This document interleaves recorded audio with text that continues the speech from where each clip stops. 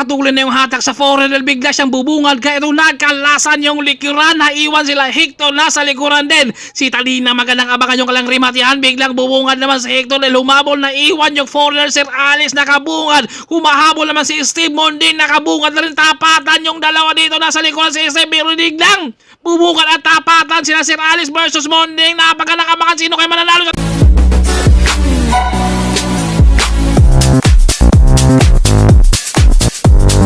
sa mga Zor photo these videos matapos ang laban ng National Championship 2026. Tungo naman tayo dito sa may Santa Maria, Pangasinan na kung saan napakagandang bakbakan to sa kanilang mga kategory. At meron din tayong 70 up category. Maraming nagsisibalikan sa pag-insayo at defending champion natin, Sir Alex Bilan ng Team Excellent Noodles. Kaya kayang dipinsahan ang kanyang titulo ngayon dahil marami ang nagsibalikan sa pag-insayo. Plus meron tayong mga 70 up category na handa na rin makikipagbakbakan rito. Kaya dito umpisa pa lang nung kanilang laban, mainit na kaagad yung dipinsahan na dito. 4 ang nasa harapan, second group natin 2, pero ayaw nilang magpapakaula. Sir Alex umangat dito ng dahan-dahan, binanata niya si Munding. Nasa likod naman si Gregorio, dipinsa kaagad dito si Gregorio. Kaya ayaw nilang magpapakaula rito ngayon dahil kapag umagwat ng tuluyan, mahirap nang habulin. Kaya habang maaga pa, dinikita nila kaagad at nakabungad si Sir Alex dito dahil hindi na pwedeng pagbigyan. At grabe yung nakabantay at Kuya Tadina. Dahan-dahan siyang umusad rito dahil nagpahinga yung harapan, inabot siya. Sir Alex umangat na naman, napaka-agresibo rito si Zero na makakawala at makabuo ng breakaway. Pero graba ka, tindi rin yung habol ng peloton. Solo breakaway, sumubok dito Sir Alex kung makakawala ba siya, pero mahirap talagang pagbigyan kapag umagwat na, no, dahil nasa likod ka agad. Matatansya kasi nila kung gaano kalayo yung agwat at Gregorio. Napakatindi yung kanyang habol para habulin dito si Sid dahil sumubok na siya tumakas sa peloton. Pero si Gregorio ay napakahigpit din yung kanyang depensa. Kita hinihingal siya at maramba, umangat Sir Alex. Gregorio nakabantay, nakatutok talaga sa likuran. Kahit uwi siguro ng Manila siyan si Sir, ay sasama yan si Gregorio dahil sa start pa lang nakabantay na bumungad Hector Padilla. Dahil naisip niya dito na baka pagod na kayo. Ako naman, dahil kanina pa kayo nagkakabanatan sa harap, dahil nasa likod yan kanina, bigla naman bubungad itong si Kuya Bento. Steve nakabungad na rin sa harapan. Grabe dumipinsa ito si Gregorio, nakabantay talaga.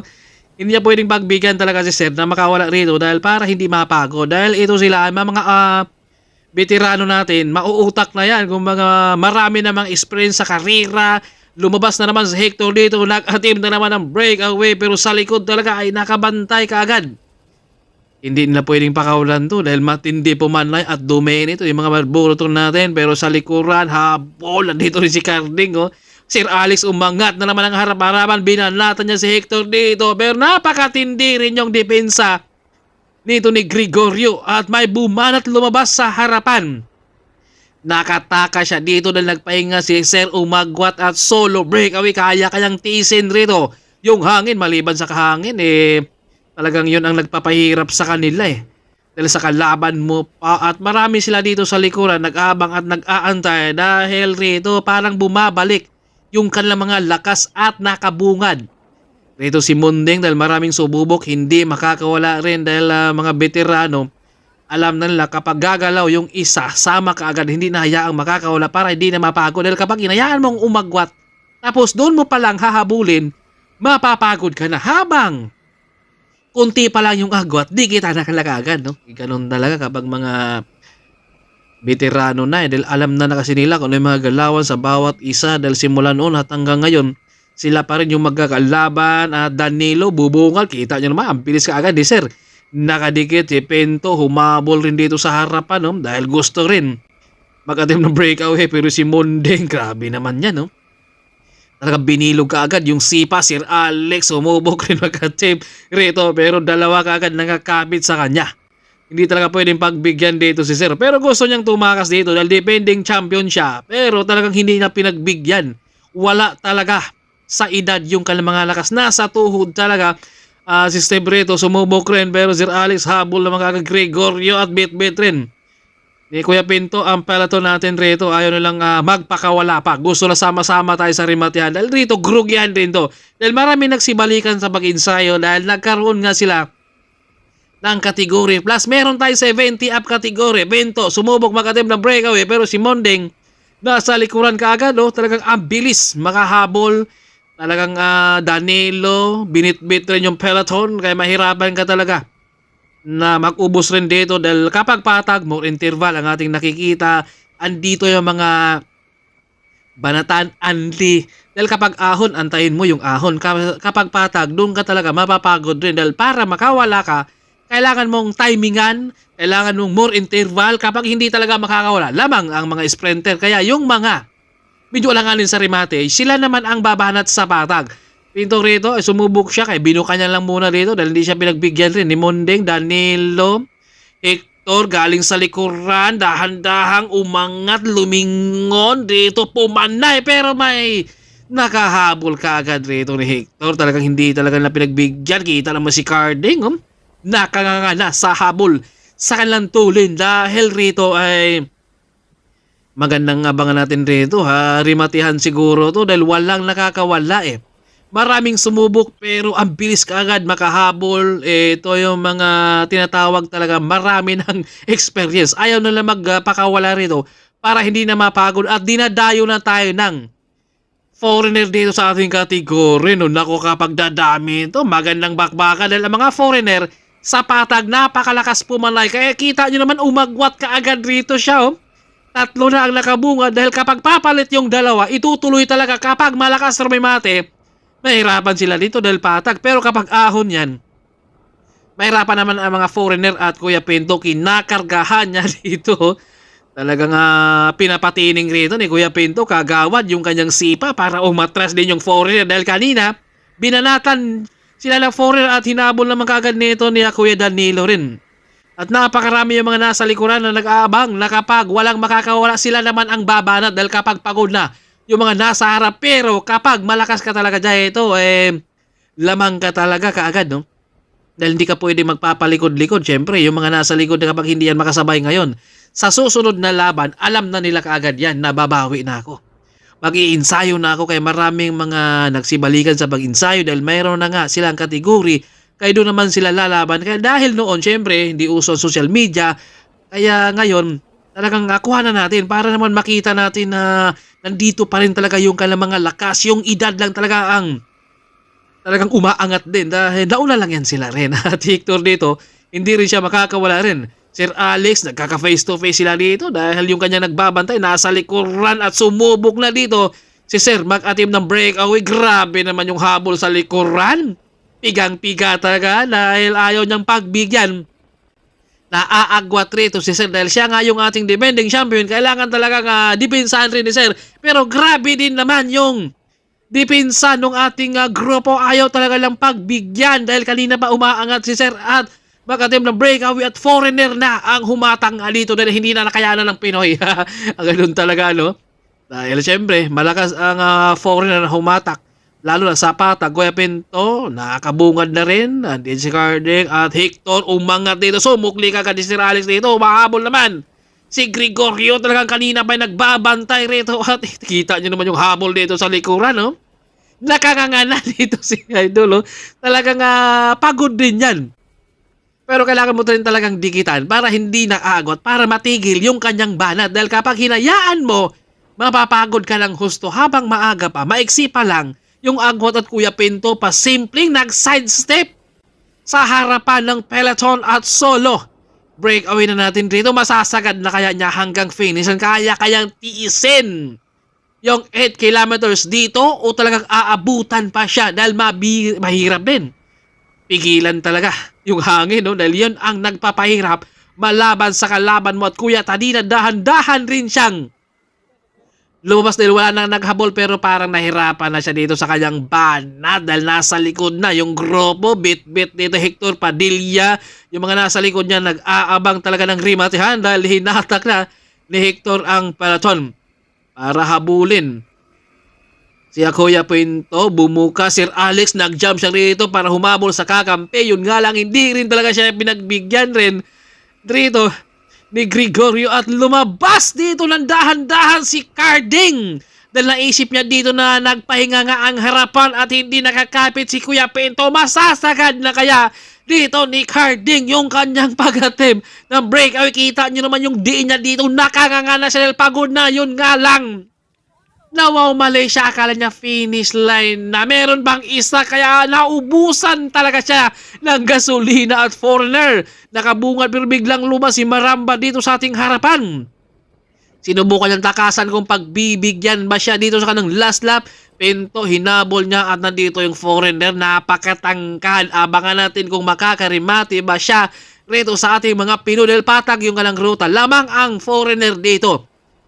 Dahil matangkad siya rito. Pero yung mga Pinoy rin, mauutak rin. Kita nyo naman mga sprinter. Nagkakabantayan na sila dito sa likuran. At grabe yung dumipinsa at naka-security dito kay Sir Alex, oh.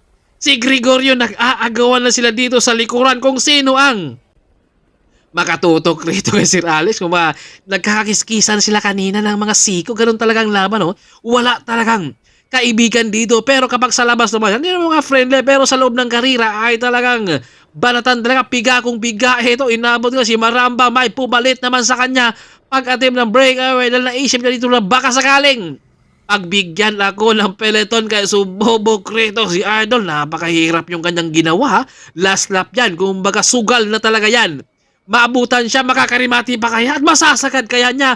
At lumabas dito yung foreigner dahil malakas po man ito sa patag kaya dinikitan siya agad. Pero dumikit naman ang peloton. Talagang ayaw nila magpapakawala rito. Gusto na rimatihan tayo dahil maraming sumubok.